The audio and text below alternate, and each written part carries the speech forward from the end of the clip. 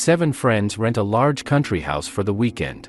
In its basement they find an ancient box with tarot cards inside and beg their friend Haley, who used to be interested in astrology, to give them a reading of the future.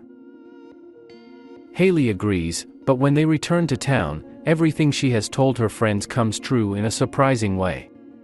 Unfortunately, with a fatal outcome at the end. Final Destination, released in 2000, changed youth slashers forever. Of course, before this genre also existed, but almost always the evil in it had a specific face, a maniac, some monster, or an alien, but it was personified. You could at least try to fight back.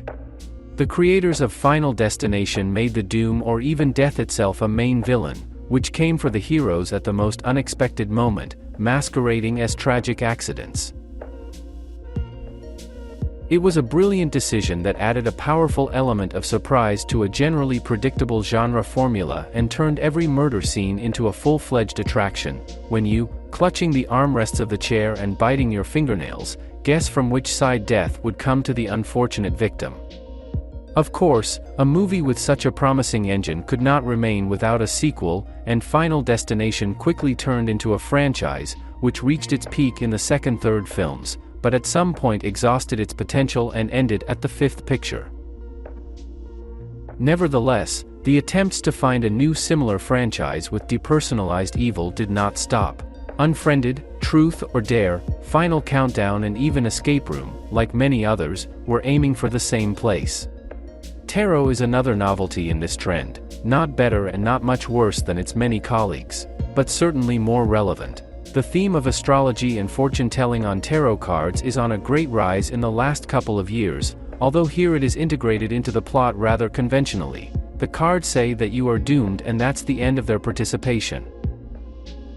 Although directors and screenwriters Spenser, Cohen and Halberg are very professional in staging suspense scenes and squeezing the maximum out of the teenage age rating, pumping up what can't be shown by sound and games with perspective and shadows, the movie has a flaw. As soon as the scheme of the murders become clear, they lose a lot of effectiveness, and the CGI monsters, which now and then pop up in the frame, are rather unremarkable. There are big questions to the plot too, which is as functional as it can be. The characters are depersonalized and uninteresting. However, all this is not so relevant if we are talking about a youth horror movie with a soft age rating, to which bored teenagers come for scares by couples or companies. With the task of entertaining by killing an hour and a half of your life, Tarot copes quite skillfully, which affected the box office. The movie, with a budget of $8 million, in which of the familiar faces only body-positive Asian Jacob Batalon from Spider-Man, paid off and made a profit without any problems, despite the fact that the movie critics only shrugged their shoulders and scornfully snickered at the movie.